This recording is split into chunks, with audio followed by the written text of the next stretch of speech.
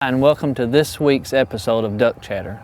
On this week's episode of Duck Chatter, I'm going to discuss 10 items that I keep in my boat and 10 items I think you should keep in your boat. First item on the list, everyone should have in their boat because it is required by law. You should have life jackets. Ever how many people your boat legally can carry, you should have a life jacket in there for each one of the people that you have in your boat. I also keep a throwable, actually 2 of them, underneath my front deck. Depending on what size boat you have, I do believe that by law you have to have these in there as well. But I have 2 underneath my front deck at all times. This is the life jacket that I've started wearing a whole bunch. A friend of mine actually sent this to me as a gift. It's a Mustang inflatable. It's got the pull cord, or if you fall into the water, it's got a pressure gauge and it'll go off.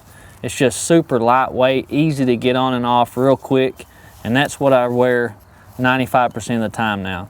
The only bad thing about these, if you do not have it on, it's not considered as a life jacket in your boat. So if you was to get stopped by a game warden and checked, and this life jacket is in your boat, and you have 3 people in your boat, you have this and 2 other life jackets, you're not abiding by the law.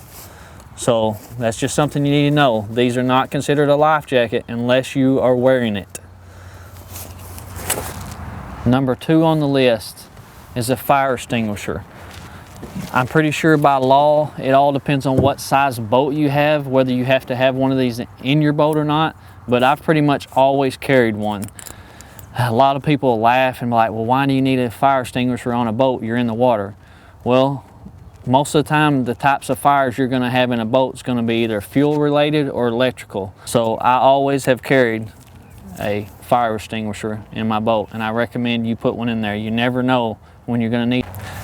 And always keep it accessible where you can get to it easily. And I usually keep mine right here beside where I drive so I can get to it in a hurry if I need to.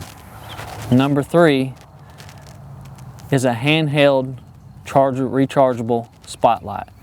Most boats nowadays, everybody's running light bars on the front of their boats. They're a lot brighter, a lot more convenient than holding a spotlight, plus it keeps your hand a lot warmer, only having to drive with one hand instead of having both hands in the wind.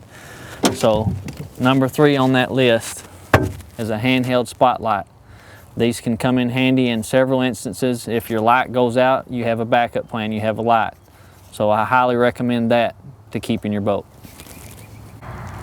All right, number 4 on the list of things I keep in my boat. This is one of the important ones.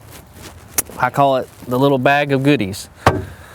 This bag has several tools in it that over the years I've needed or could have used in a situation on my boat or a friend's boat or somebody else's boat that's hunting with us. In this tool bag over the years, this is what I've gathered. I have a flathead screwdriver,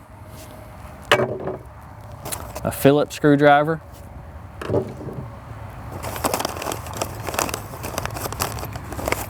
electrical tape.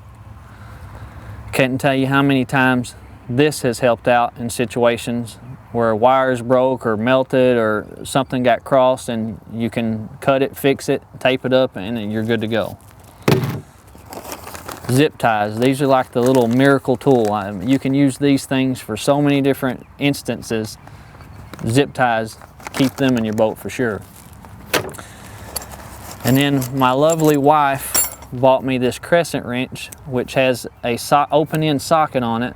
Typically I would have a socket set and ratchet and then also a crescent. Well, now I've combined that down to one item, and now I have just the sockets for this, which come in really handy. Also, I carry a 14mm wrench in my bag. It fits the terminal post on my battery, so if they come loose or get corroded, I've got that there, and I've had that happen before. Saved me in a pinch. Also, it fits my tiller handle and also my tensioner to hold my motor in place when I'm traveling, and I've had to tighten it in the field as well, so it saved me several times.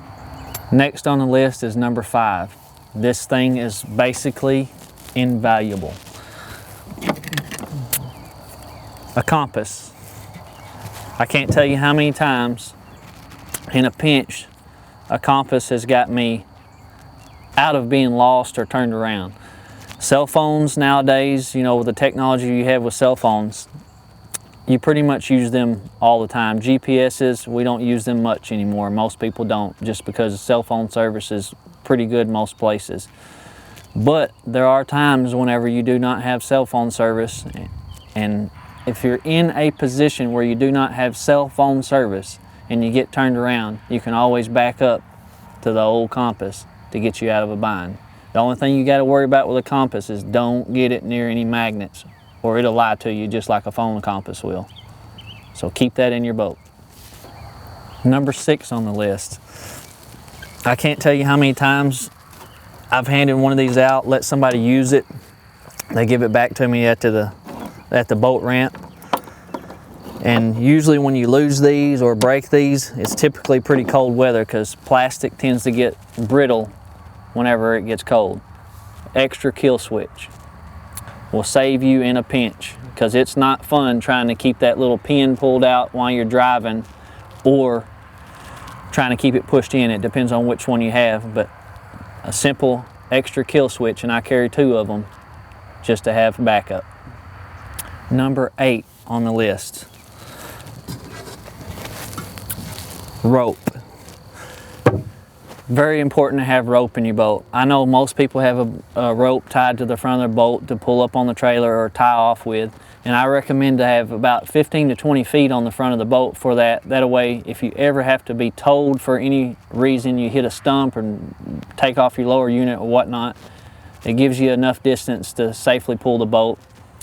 Also, this size rope that I carry in my boat will fit perfectly around the top of my motor on my flywheel to start my motor if my battery wouldn't crank my motor some morning it was dead or something.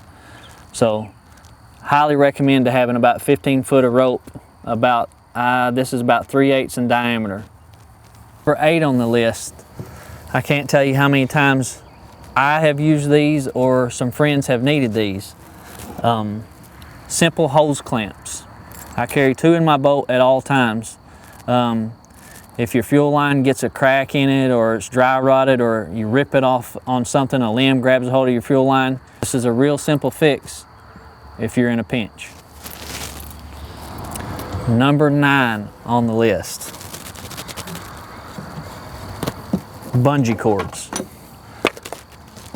I have several different lengths and sizes in here. These can be used for several things. I carry quite a few in my boat at all times. You could take this one. This would be a Tyler Merritt special jerk string right here. Bungee cords. Keep some in your boat.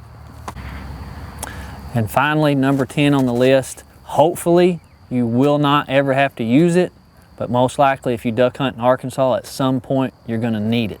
Whether you have it or not will depend on if you put it in your boat. That would be off bug spray.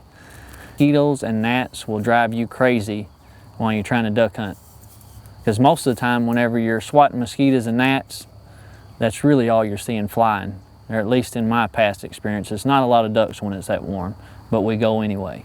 I hope you've enjoyed this week's episode of Duck Chatter. Hopefully some of the items that I showed you, maybe you'll put in your boat and it'll help you out when you're in a pinch sometime. Anyway, stay tuned for next week's episode of Duck Chatter.